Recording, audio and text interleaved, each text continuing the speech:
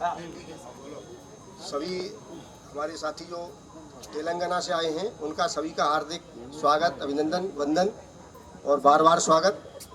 क्योंकि आप लोग ओबीसी के लिए, बीसी के लिए हैदराबाद, तेलंगाना से चलकर यहाँ तक आए हैं और आपने बड़ी मेहनत से, हिम्मत से ये काम किया है। इसके लिए हम सब इधर के, दिल्ली के, उत्तरी भारत के लोग आपका हार्दिक स्वागत, अभिनंदन करते हैं और बार बार आपका धन्यवाद व्यक्त करते हैं। साथियों, हम भी यही स्टूडेंट्स लाइफ से लड़ाई लड़ रहे हैं। जब मंडल कमीशन भी नहीं था, 78 में पोस्ट ग्रेजुएशन लखनऊ यूनिवर्सिटी से कर रहा था, तो यूपी में जो चीफ मिनिस्टर रामनरेश यादव थे उस पीरियड में, इधर दिल्ली में मोरारजी देसाई थे, तो उस पीरियड में हम लोगों ने कर्पूरी ठाकुर उत्तर प्रदेश, दो बिहार से और उत्तर प्रदेश से रामनरेश यादव, दोनों से 15% रिजर्वेशन फॉर ओबीसी के लिए, बीसी, क्योंकि यहाँ ओबीसी कहते हैं, बीसी नहीं कहते। हमारा आपके हैदराबाद में, आंध्रा में, तेलंगाना में वहाँ बीसी और ओबीसी दो कैटेगरी कर दिया था, लेकिन सेंट्रल गवर्नमेंट में ओनली ओबीसी और उत्तरी भारत में, नॉर्थ इंडिया में ओनली ओबीसी।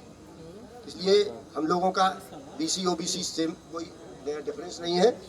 तो हम लोग स्टूडेंट लाइफ से लड़ाई लड़ रहे हैं। मंडल कमीशन का कंप्लीट आंदोलन हम लोगों ने नॉर्थ इंडिया में चलाया, हिंदी भाषी क्षेत्रों में, तमाम पूरे देश में, बंगाल से लेके गुजरात तक। और अब स्थिति जो है, काफ़ी एजुकेटेड लोग हो गए हैं, काफ़ी एजुकेशन हो गई है पहले से। हम लोग पहले एजुकेटेड नहीं था, इतना एजुकेशन कम होने के कारण हम लोग अपना पावर नहीं सोचते थे, अपना कॉन्स्टिट्यूशनल राइट नहीं जानते थे हम लोग। तो अब काफ़ी समझ गए लोग, काफ़ी अवेयर हो गए हैं।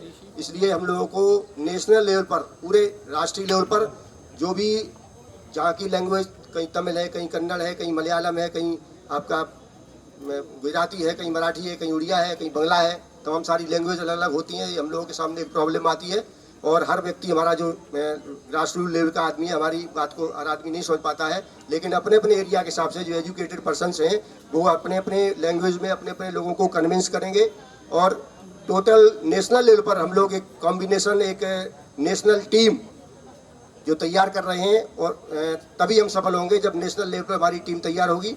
उसमें हर लैंग्वेज का, हर कास्ट का, बीसी ओबीसी की जो भी कास्ट आती है, हर कास्ट का डेलीगेट रहेगा। उसमें हम टोटली प्रयास कर रहे हैं।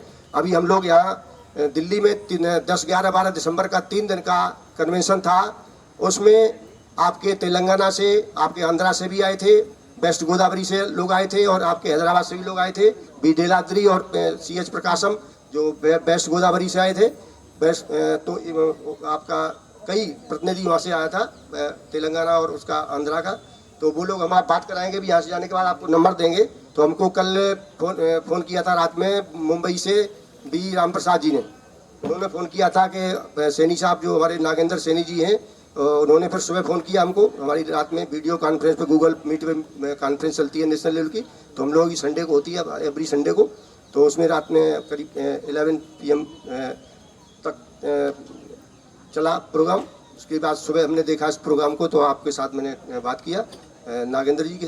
हम लोग आपके साथ में हैं और जब तक आप पूरे देश में नेशनल लेवल पर एक टीम नहीं तैयार करेंगे, नेशनल टीम होगी तभी हम लड़ाई लड़ सकते हैं। क्योंकि देश बहुत बड़ा है और इसमें कई डिवोटेड वर्कर्स चाहिए, होल टाइमर वर्कर्स चाहिए।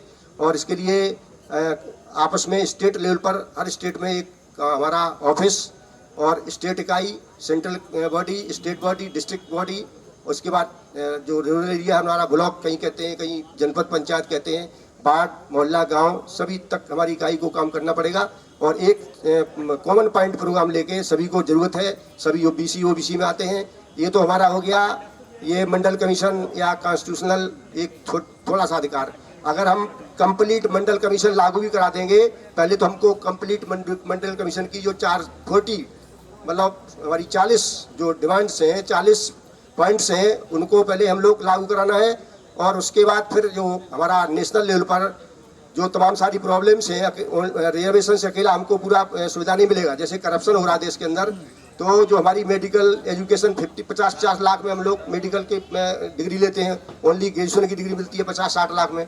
और उसके बाद 50-60 लाख किसके पास कितना पैसा है और कितना सीटें हमारे पास हैं जो हम रिजर्वेशन में ले सकते हैं। और नौकरियां, क्लास 1 नौकरियां तो मुश्किल से 1% नौकरी है क्लास 1 नौकरी। तो क्लास 1 नौकरी तो ठीक है, लेकिन जो 4th क्लास और ग्रुप 3 में सर्विस आती हैं उनमें तो बहुत कम मतलब इनकम है, मतलब बहुत कम उनकी मजदूरी है, बहुत कम सैलरी है। 20,000 30,000 से स्टार्ट होती है, वो भी अब प्राइवेट सेक्टर में मोस्टली 50-60% प्राइवेट सेक्टर में चला गया वो भी। तो इसलिए हम लोगों को जो देश की मुख्य समस्या है महंगा इलाज, जो लाखों का महंगा इलाज होता है, 10-10 लाख 20-20 लाख 30-30 लाख 50 लाख तक इलाज में चले जाते हैं और लोगों के पास नहीं है। जो गवर्नमेंट ऑफ इंडिया की रिपोर्ट है कि 17 करोड़ लोग महंगे इलाज के कारण गरीबी की रेखा में चले जाते हैं। ये हमारी पार्लियामेंट के क्वेश्चन जो हुए थे, मेंबर ऑफ पार्लियामेंट ने किया था, उसका गवर्नमेंट ऑफ इंडिया ने जवाब दिया था करीब 4 साल पहले। तो ये स्थिति हमारी। और गंदा पानी पीने से, जिनको स्वच्छ पानी भी नहीं मिलता है, उनको 18 करोड़ लोग गंदा पानी पीने से, जिनको स्वच्छ पानी नहीं मिलता है, गंभीर बीमारियों के शिकार हो जाते हैं, जिन पर लाखों रुपए खर्च होता है, वो नहीं कर पाते और अपना अंतोगत्वा वो उनको अपना जीवन त्यागना पड़ता है। तो इस तरह कई देश की और समस्याएं हैं। जो हमारा महंगा इलाज है, महंगी शिक्षा है, महंगा मकान, ये क्यों हुआ है? ये जो बड़ी कमीशन खोरी है, देर में करप्शन है, जो लाखों करोड़ का बजट होता है गवर्नमेंट ऑफ इंडिया का, स्टेट गवर्नमेंट का बजट होता है, डेवलपमेंट का होता है, रोड्स का होता है, आपका रेलवे का होता है और तमाम सारे और डिपार्टमेंट हैं, केनाल सिंचाई डिपार्टमेंट, इरीगेशन वगैरह का होता है। उसमें से कमीशन खोरी होती है, सभी जानते हैं। उस कमीशन में एक एक व्यक्ति को हजारों करोड़ रुपये मिलता है। 1 लाख करोड़ का बजट हुआ, उसका 1% भी कमीशन हुआ तो आप समझ लीजिए 1000 करोड़ हो गया। वो 1000 करोड़ कहाँ जाएगा? एक नहीं लेता, कई लोग लेते, सभी जानते हैं, देश भर के लोग सभी जानते हैं। तो ये कोई छुपी बात नहीं है।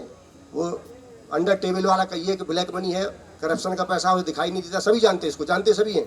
तो इसलिए इस पर कैसे हम लोग कंट्रोल करेंगे, ये सब प्रोग्राम बनाना पड़ेगा। और जब तक इस पर कंट्रोल नहीं होगा तब तक महंगा इलाज है, जो आपका रेवेशन मंडल कमीशन कंप्लीट लागू हो जाए तो नौकरियां लिमिटेड है, क्लास 1 क्लास 2 नौकरियां लिमिटेड है। आपके मुश्किल से कहीं 4-5% लोगों को नौकरियां मिल पाएंगी। तो 4-5% नौकरियां, और जो 20,000 30,000 20 और 30,000 पर मंथ वाली इनकम है, उससे कुछ नहीं होने वाला है। और एक एक businessman 50,000 1 lakh 2 lakh per month हजारों लोग कमाते हैं। तो वो एक कंपटीशन है जीवन का, लाइफ का जो कंपटीशन है, महंगा इलाज और महंगी एजुकेशन और महंगा जो हाउसिंग फैसिलिटी है, आवास कहते हैं इसको, मकान कहते हैं, रेजिडेंस की व्यवस्था है। तो ये तीनों चीज़ें बहुत महंगी हैं, इनके लिए भी काम करना पड़ेगा साथ साथ। और नहीं तो केवल हम मंडल के लिए ही अकेली लड़ाई लड़ेंगे तो मंडल के लिए पार्ट बोले केवल एक हिस्सा मात्र, एक पार्ट है उसका, एक सॉल्यूशन का।